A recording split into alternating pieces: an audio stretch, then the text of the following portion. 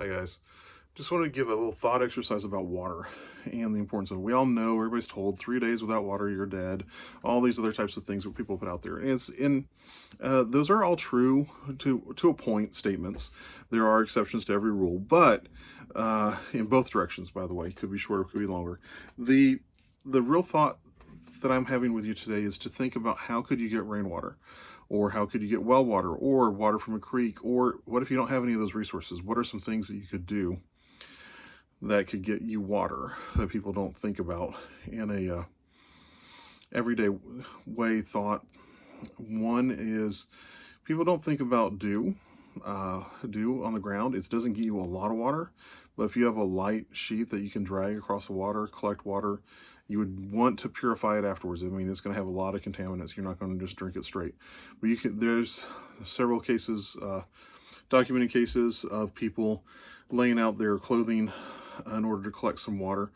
It's common problems run on the Appalachian Trail. Is years ago I did a hike on it, and it's like you wake up every morning, everything is soaked with water because of the dew, the fog.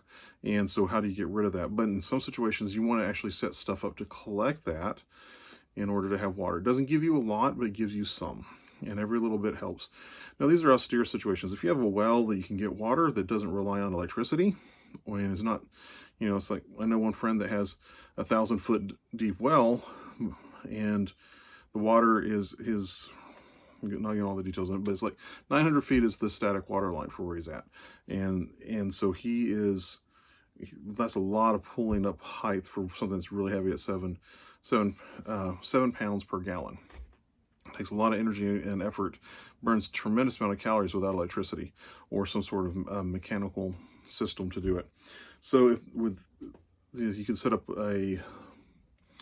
a wind turbine of some sort for something like that, or there's a whole bunch of other things you can do. But again, just start thinking about where's water around you that people don't think about in a disaster situation.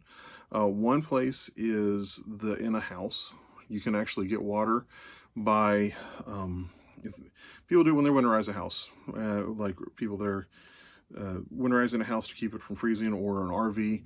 If you open the highest water line and then you open the lowest water line, everything in between will drain down. Almost everything will drain down and drain out. So you can get water sometimes that way. Like I said, we covered the dew, the rainwater collection. And people are like, I don't have one of those systems set up right now. A real simple way to do it is, off your house where the water comes off a lot. And you could set it up in such a way with a tarp or some other things to get water, to direct that water into some sort of holding container. Or direct it into a swimming pool if you have a swimming pool. Even if it's a kiddie pool, collecting some water would be better than none in a long-term disaster situation. So just think outside the box. And it's in reference to like in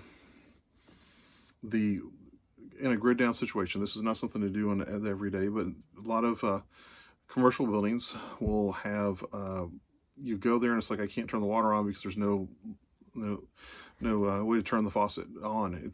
Because you actually need something called a 4-way key. I'll see if I can put this up here. Should be there. Yep. So it's a 4-way key. Each one's a little bit different on this model, and there are other models too. You can get some that have like all different sets of keys and all that. But those are the most common ones that I have found to open up water faucets to get some water. You can. There's almost always a leak somewhere in a building, and so if you're in a low-lying faucet outside and you turn it on, it may not be a big rush of flow, but there should be some flow. And if not, you can go on to the next building and try again. Do please turn off the water again when you're done, even if there's water left, because you don't know if you're going to have to come back or somebody else is going to come behind you and need water as well. So you're always thinking about other people. And then like this right here is, you don't know the condition of that water. So a simple little filter like this right here, there's lots of them out there. This is just not purposely trying not to show you the name brand, because I don't really care to make you go into one specific product. I like this product, but it's the flow of the water from dirty to, there you go, see that hopefully, from the dirty side, clean side. I like this one because it can actually fit to a water bottle or standard threading, which is right here you can see, maybe you can see some threading on there, but they get that there, and then it'll come out here on the other side as you can hook a straw to it, or some sort of tubing to let it drip. I personally like to do gravity fed with that because it makes it a lot easier, and I can set it up at night, go to sleep, wake up in the morning, have good drinking water. So there's those options. And then there's also the chemical styles. Everybody knows about the little tablets that people put in, you know, the Aqua Pure and variations thereof, of you drop this in iodine pills and it kills everything in the water and you're good to go. And they're good. They taste nasty. I'd highly recommend having some like High C or Tang or some really powerfully or not powerful, potent, that's the word I'm looking for, potent flavoring to go in it, get rid of that taste. Whereas like this one right here, this is one that I will say, because they have a patent on this, so there's, as far as I know, they may have changed with the time you're watching this, but they have a way to filter the water. It's like right on here, this will do like 2.5 gallons. I've personally not found that to be completely accurate.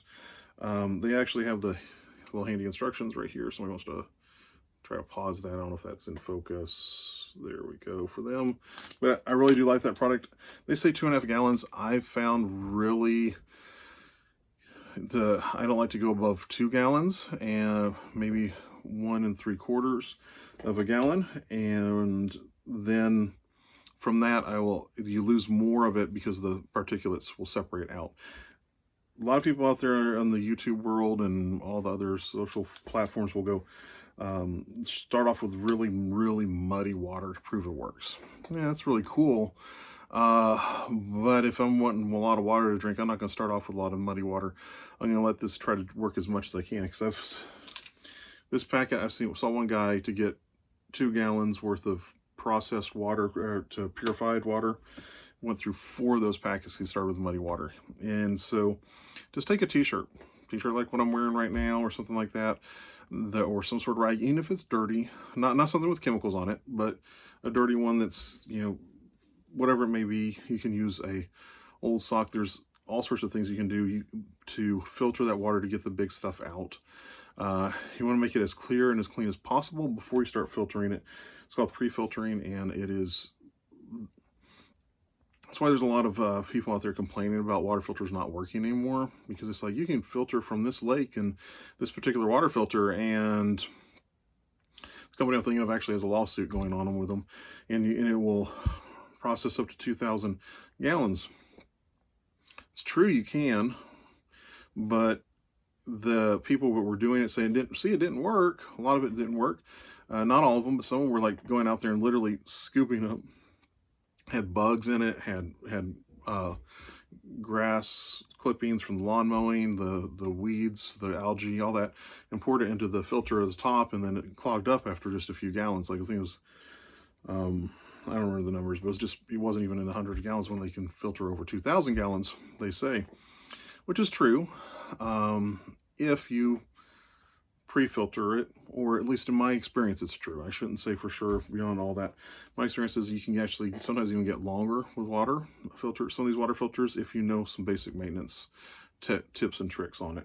But anyway, so this is just some really light coverage of water filtration and waste and water collection to get it. Do have a word of caution. I forgot to mention this during the rainwater collection, but don't just drink off of any old roof, because roofs, the chemicals that can be in a roof can be problematic for you.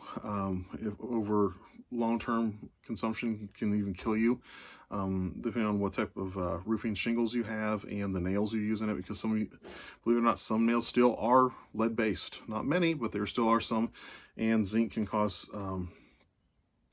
there can be some chemical reactions if you have acid rain and zinc and some other stuff like that too. So you want to be careful about that. So a really good way to do that is to set up a distiller.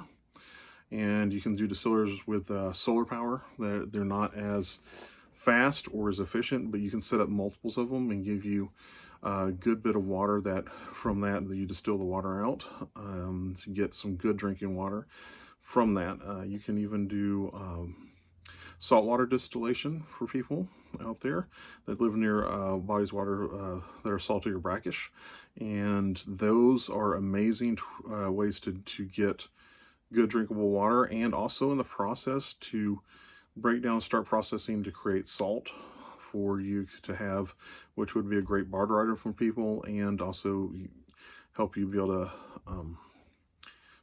sustain yourself in the long term. So anyway, I hope this has been helpful for you. If it has, please like and subscribe, and I'm hoping to give you more videos like this and go into more detail on some things. I'm trying to give overviews right now and start going into deep dives as people request or I have time.